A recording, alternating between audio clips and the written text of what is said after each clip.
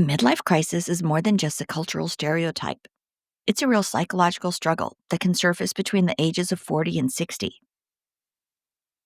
Often triggered by aging, loss, or unmet expectations, it can actually lead individuals to question their identity, make impulsive choices, or abruptly abandon long term commitments.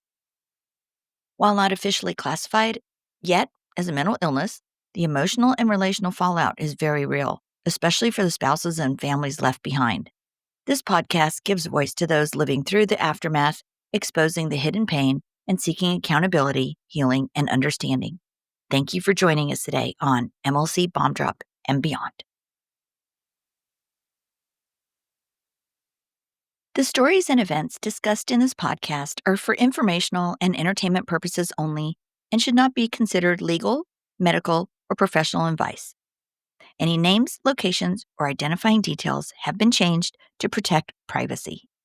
Any similarities to actual persons, living or dead, or real events are purely coincidental. The information presented on this podcast is for informational purposes only and should not be considered as professional advice. Always consult with a qualified expert regarding any decisions related to your specific situation. The views expressed by guests are their own and do not necessarily reflect the opinions of the host or the podcast creators.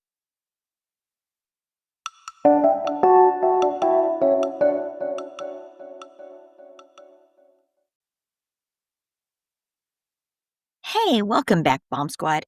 Today we are diving into a film that might look like just another psychological thriller, but if you have lived through a midlife crisis bomb drop, you know it's more than entertainment. It's almost a mirror of what we go through. This movie is called The Girlfriend. I just finished watching it on, I think it was on Prime Video, Amazon Prime, and it's just 6 episodes. It was created by Robin Wright and Andrea Harkin. It's based on Michelle Francis's novel of the same name, The Girlfriend.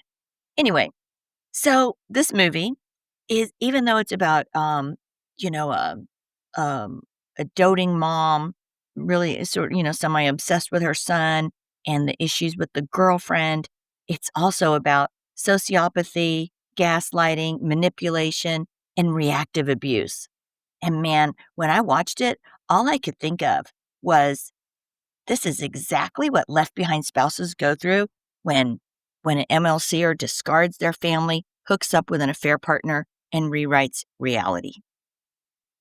So, in today's episode, we're going to discuss behavior that we see because what's on screen is a reflection of what's destroying families in real life, and it destroys the family in this fictional series as well.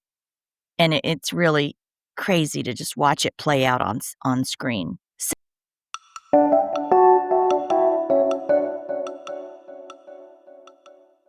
So, in The Girlfriend, the central character is this cold, calculating, and utterly without conscience girlfriend.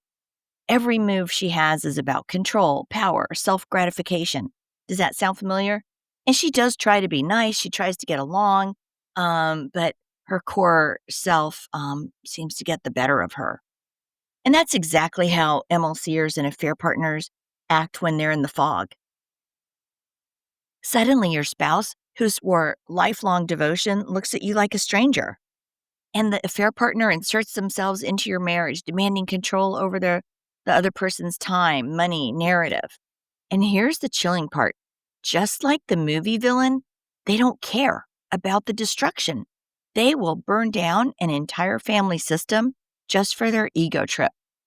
And this is why so many spouses say, he has shark eyes or she has shark eyes. It's like their soul is gone. And that, my friends, that is sociopathy. That's MLC in its most sinister form. And there are a lot of forms, and not all are sinister. But in this movie, if you watch The Girlfriend, you'll see what I mean. So, gaslighting, it's front and center in The Girlfriend. The victim is told, you're overreacting, you're imagining things, you're the problem. And these aren't just random phrases, they're scripts pulled out of an abuser's playbook. Gaslighting works because it makes the sane spouse question their reality. You start asking yourself, well, was I too much? Was I blind? Did I miss the signs? But let's be clear, you didn't miss anything. They're rewriting history to justify betrayal. It's psychological warfare, plain and simple. And just like in the movie, the the mom, Robin Wright, she questions her sanity at times. And you know what? Even the villain, there's a point in the movie where I believe she asks her boyfriend if she's a mean person or if she's a nice person or something to that effect. And he doesn't get it. He jokes with her about it because he doesn't realize what's really going on. And one of the most disturbing dynamics in The Girlfriend is how that villain pushes and provokes until the victim finally explodes. And then that explosion is used as proof that she's unstable. And that, we all know, is reactive abuse. And that's what happens when an affair partner deliberately taunts you, spreads lies, or inserts themselves into your co parenting. You are pushed past endurance. You snap, and suddenly now they're pointing the finger, saying, "See, he or she's crazy. They're totally dangerous. We need a restraining order." Does that sound familiar? False restraining orders, custody battles, smear campaigns. They're all fueled by this tactic. The calm abuser looks rational, while the truth telling spouse looks hysterical. But it's a setup and it's deadly effective. And we see it in several scenes in this series. In this in The Girlfriend, chaos is the villain's drug. She thrives on turning people against each other, manipulating every angle so she stays at the center. That's exactly what affair partners do. They demand total allegiance from the MLCer. They insert themselves into legal battles, emails, text threads. They control access to children, finances, and extended family. It's not about love, it's about domination. The affair partner isn't building a relationship. He or she is dismantling yours so they can reign supreme. And the MLCer is just too weak and too much in the fog to resist, and basically just hands the matches to the affair partner. And it's so crazy because in this series, about halfway through, you start to notice that the movie and real life overlap in the most painful way. The victim begins to doubt herself. When you've been gaslit, lied to, smeared, and discarded, your nervous system is totally fried. You feel paranoid, hopeless, like maybe you are the crazy one. But let me tell you, you are not crazy. Just like the mom in the series, you're not crazy. You are a victim of psychological warfare. She's out there trying to tell the truth and protect her son and protect her family. And the breakdown isn't who you are. It's a trauma response. And just like in the movie, survival depends on recognizing the abuser for who they are and stepping back into truth. The Girlfriend series is not just a thriller. It's like a case study in exactly what we face when midlife crisis and affair partners take over.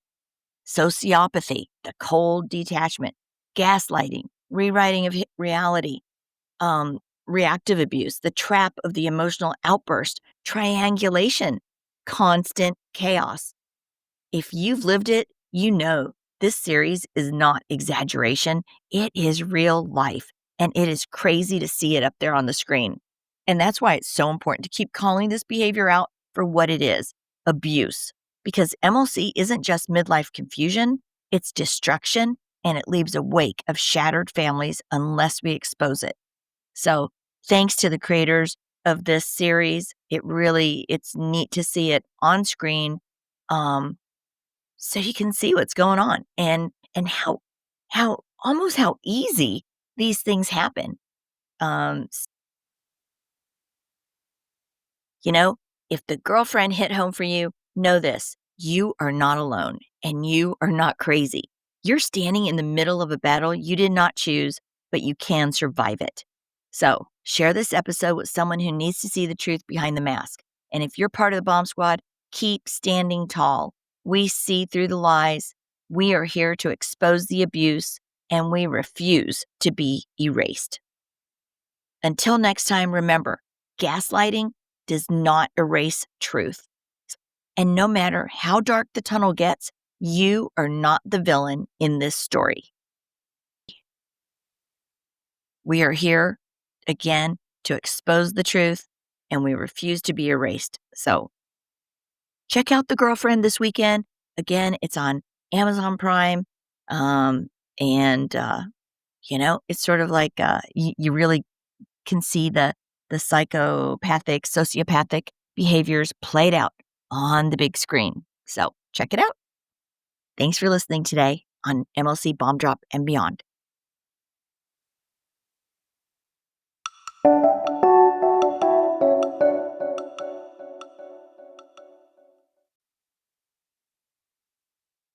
Hey, some resources that are available for you guys are thewifeexpert.com. That's Lori McDermott over there at thewifeexpert.com. She also has a new app out. There's tons of videos that can give you all kinds of information on no matter where you are on your MLC journey or trying to reconcile with your spouse. So check out thewifeexpert.com. And if you're not sure if your spouse or yourself is in maybe approaching or in a midlife crisis, be sure to check out Kenda Root's quiz at midlifecrisismarriageadvocate.com. Again, that's a midlifecrisismarriageadvocate.com. That's a quick little 2-minute quiz. It's free. So check that out as well. We have a ton of resources out there for you guys. So check them out. Thanks. You guys, forward moving spouses, you are not alone. Left behind spouses, you are not alone. Those in crisis, you are certainly not alone. This is just crazy how epidemic this has become. I have a waiting list now of people from around the world that I'm trying to get to. And if you've been through a midlife crisis or been impacted by someone else's and you want to share your story, I'd love to hear from you. Hang in there, you guys. I will get to all of you. Please reach out to me at mlcbombdrop@gmail.com and visit us on Facebook and Instagram, MLC Bomb Drop. And just remember, your voice matters. Your story could be the one that helps someone else feel seen. It could help someone else feel heard. And it will help somebody else feel understood. You are not alone, no matter where you are in your journey. If the bomb was just dropped, the earthquake just happened, if you are 7 or 8 years in and you're coming out of starting to wake up and awaken to this, you are not alone. It's sad that this is epidemic, but we're here to provide support. So until next time, take care and live authentically each and every day. Thanks again, you guys.